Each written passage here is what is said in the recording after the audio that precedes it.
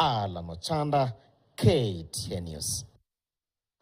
To other stories making news headlines, and members of the Nyandarua County Assembly have thrown their weight behind Deputy President Rigathi Gachagua as Mount Kenya's spokesman.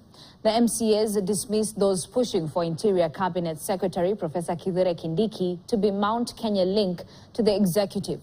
Noel Nanjala with the story, voiced by Ann Musungu. On matters of education, the government has put in place strategies that will see CBC and JSS curriculum adhere to parents' interest. Speaking after visiting various primary schools in Nyandarua County, Principal Secretary Ministry of Education Dr. Bilio Kipsang said that students in grade 9 and 10 will continue with their studies in the same school.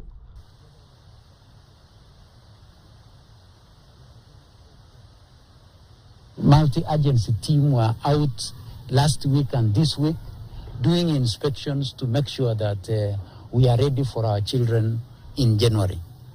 And here in Nairobi, residents of Loresho held protest against illegal grabbing of land belonging to Loresho police post by a known grabber.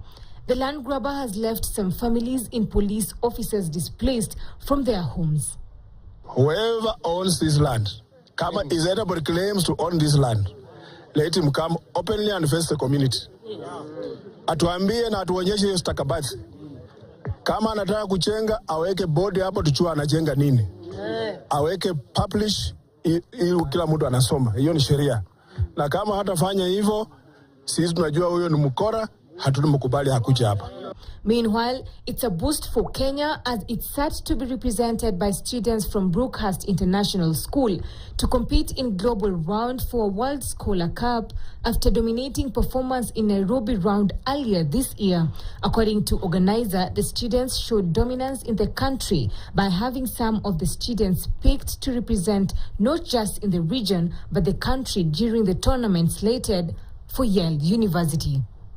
The scholars has also taught me to be independent, to know how to answer questions differently, to know many things about the world, as well as open my mind to other new things that other people are saying, which will enable me to gain knowledge from them, and it will also help me throughout my academics when it comes to research or if I'm given classwork. It will really help me during those times and periods.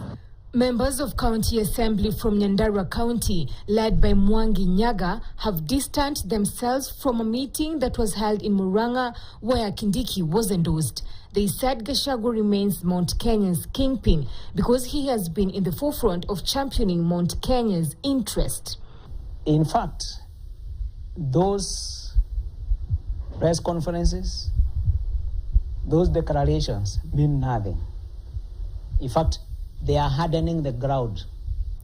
And finally, it's a sigh of relief for Kenyans seeking job opportunities abroad. This after new reforms were announced today that will streamline the development and recruitment process. We have been given a good report by the CS Reba, Dr. Alfred Mutua, about the new changes that are coming to reform the industry of labor migration and also the training school. At least we are happy, because at least the days of training, they have been reduced from 21 days to 14 days. And at the same time, there are some new measures that have been put across that will be able to enable our children who have less education to go and work abroad there.